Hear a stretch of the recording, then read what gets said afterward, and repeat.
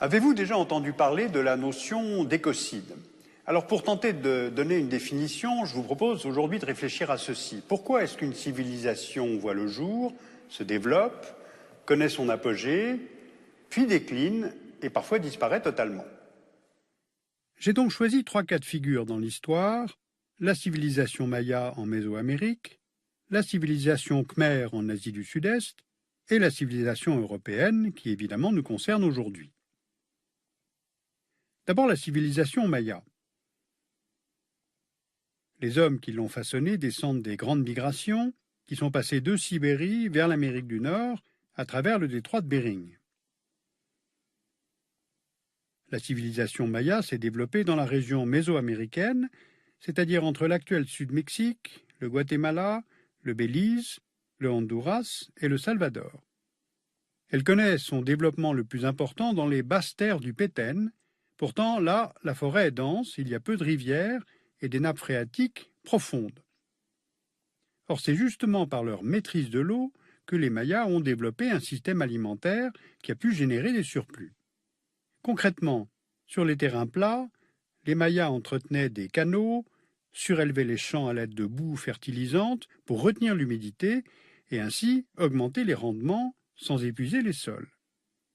Les Mayas sont aussi précurseurs dans d'autres domaines. Ils développent l'astronomie, ils créent un système d'écriture intégrale, dite écriture glyphique, et ils passent maître en architecture monumentale, puisque c'est cette civilisation qui va produire les chefs-d'œuvre de Tikal ou de Palenque. L'âge d'or des Mayas se situe entre le 6e et le 9e siècle de notre ère. Et puis soudainement, on observe un arrêt assez net des constructions à partir de 850 après Jésus-Christ. On assiste au dépeuplement des villes, puis leur abandon. Alors que s'est-il passé? Est-ce qu'on peut parler d'un écocide, comme le fait le biogéographe Jared Diamond? Un écocide, cela désigne la destruction par l'homme de son écosystème. Mais comment les Mayas auraient-ils pu détruire leur environnement? À force de consommer toujours plus de bois pour s'alimenter en combustible et fabriquer du plâtre pour les monuments, cela a entraîné une déforestation massive. Des sécheresses prolongées ont pu provoquer une stérilisation des sols. La pression sur les terres entraîne alors des déplacements de population, de la violence, accentuée par les rivalités entre cités-États mayas. Voici donc quelques-uns des facteurs qui peuvent expliquer la fin de la civilisation maya, le principal étant probablement une pression excessive sur les ressources naturelles disponibles, et ceci, en fait, bien avant l'arrivée des Espagnols. Poursuivons notre brève étude des facteurs de fin de civilisation, en prenant maintenant un deuxième exemple, en Asie cette fois, la civilisation khmer. Elle nous est surtout connue par les temples d'Angkor, on voit ici celui d'Angkor Wat. Comment cette civilisation angkorienne a-t-elle pu naître, se développer, puis décliner? Tout en subissant l'influence de l'Inde, les Khmers fondent l'état du Chenla, qui absorbe le royaume de Funan et devient le royaume d'Angkor au IXe siècle. Il s'étend sur la majeure partie de la péninsule indochinoise et devient l'Empire khmer. Pour développer leur civilisation, les Khmers vont savoir tirer profit de leur position géographique, ils sont sur la route commerciale qui relie l'Inde à la Chine, de la pêche et de la présence abondante de l'eau. Étudions plus précisément l'exemple du site d'Angkor lui-même. Pendant la mousson, les inondations du Tonlé Sap, qui est à la fois un affluent du Mékong et un lac, vont permettre aux Khmers de développer des baraïs, des immenses réservoirs d'eau et un système d'irrigation élaboré. Encore une fois, la gestion de l'eau est l'une des clés de la prospérité. Les agriculteurs se libèrent des contraintes climatiques saisonnières, ils dégagent des surplus de riz, qui nourrissent des personnes non directement productives, ce qui encourage la diversification des activités autant que la création de richesses. L'ensemble des temples édifiés entre le Xe et le XIIe siècle devient une véritable cité hydraulique et le plus vaste ensemble monumental religieux du monde. Pour le réaliser, les rois d'Angkor ont profité de l'accroissement démographique des Khmers qui leur a fourni une abondante main-d'œuvre pour mener à bien la construction des célèbres temples. Ces temples sont dominés par ces grands visages de Bouddha, à côté desquels apparaissent les danseuses Apsara, illustration célèbre de la culture et de la civilisation khmer, et la cité d'Angkor, où se trouve aujourd'hui Siem Reap, a pu abriter jusqu'à 1 million d'habitants à l'époque. Mais une telle expansion va rencontrer plusieurs obstacles. D'abord, l'exploitation excessive des ressources naturelles et la gestion d'un système d'irrigation hypertrophié. Survient ensuite une nouvelle croyance religieuse, le bouddhisme Theravada, qui a permis l'émancipation de la population khmer et qui a entraîné le déclin d'une société dirigée par un pouvoir fondé sur la soumission des masses. L'Empire est aussi sujet à des attaques des principautés voisines, d'abord les Shams à l'est, puis les Thaïs à l'ouest, et même la poussée mongole au XIIIe siècle, et ce sont ces attaques thaïs qui vont finalement entraîner la chute d'Angkor en 1431. Donc l'Empire khmer disparaît. Mais la civilisation khmer, elle, a perduré. C'est le symbole des temples d'Angkor que l'on voit aujourd'hui sur le drapeau actuel du Cambodge. Ainsi, on constate que l'exploitation excessive des ressources naturelles a contribué à la chute des civilisations mayas et khmer. Alors, est-ce qu'on peut en tirer des leçons? Je voudrais donc terminer ma réflexion en questionnant cette fois la civilisation européenne. Le point de départ de cette civilisation est sans doute à rechercher dans 3 traditions de pensée.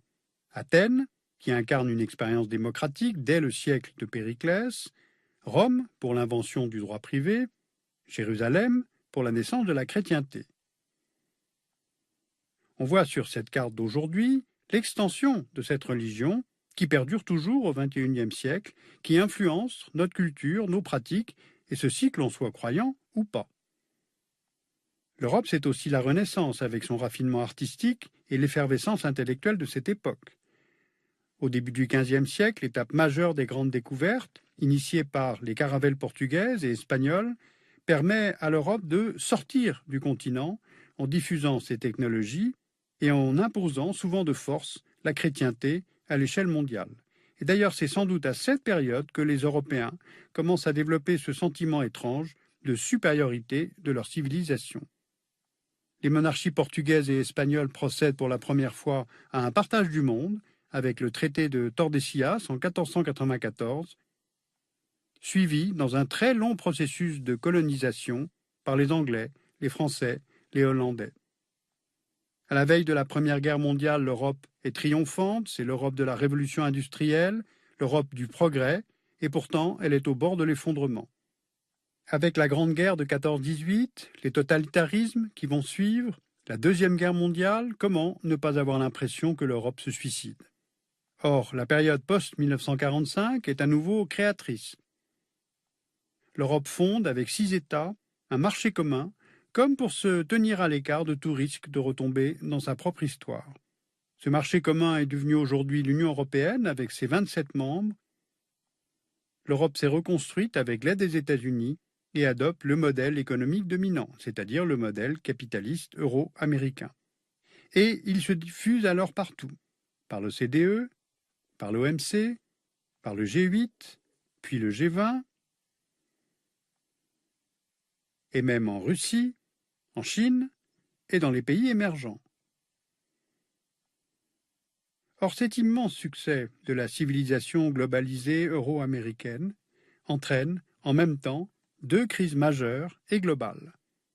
La crise financière mondiale, qui ouvre sur une crise systémique, donc une crise du modèle capitaliste, et la crise de notre environnement, indicateur de notre obsession à vouloir poursuivre, quoi qu'il advienne, une croissance infinie sur une planète finie.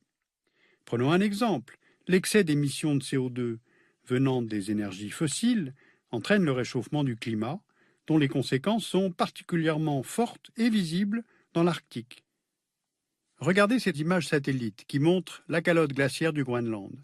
La fonte de la calotte et de la banquise s'accélère dans l'Arctique bien plus vite que les experts du GIEC ne l'avaient calculé. Et contrairement aux Mayas et aux Khmers qui ne disposaient pas de notre technologie et qui ne savaient pas, nous savons. Et nous avons sous les yeux les preuves de multiples dérèglements de nos environnements. Or, nous ne parvenons pas, dans les négociations internationales, à nous entendre pour réduire les émissions de CO2 et à sortir, même progressivement, des énergies carbonées. Donc le monde est-il en train de commettre un écocide? Alors est-ce que nous n'avons pas, nous aussi, après tout, depuis peut-être 50 ans, 60 ans, trop tiré sur notre eau, sur les fleuves, sur les minéraux, sur les mers, pourquoi pas sur notre air également? Ce monde globalisé dans lequel nous vivons, est-ce qu'il n'est pas, lui aussi, peut-être face au risque d'écocide? Et ça, nous le savons. Donc ça veut dire que nous ne pouvons pas tirer les leçons des civilisations Maya, Khmer ou encore l'île de Pâques. Donc nous avons des choix à faire, des choix économiques, des choix de société. Choisir le maintien de ce modèle énergétique et économique que nous connaissons, le maintien de nos modes de vie, de nos habitudes, ou bien choisir la nécessité de la transition énergétique. Alors curieusement, l'adversaire, ce n'est pas l'aveuglement, puisque nous savons, l'adversaire, c'est notre résistance au changement. Alors si vous voulez approfondir ces questions, je vous conseille bien entendu le livre Effondrement, comment les sociétés décident de leur disparition ou de leur survie, donc par le biogéographe américain Jared Diamond. C'est publié chez Gallimard. Et puis l'autre livre qu'il a sorti plus récemment, c'est De l'inégalité entre les sociétés, également publié chez Gallimard. Et puis vous avez plus simple, plus illustré par des cartes, l'Atlas des civilisations. C'est un hors-série, Atlas Le Monde, la vie, publié en 2012. Vous pouvez retrouver toutes ces références en langue française et en langue allemande sur le site du Dessous des cartes arte.tv.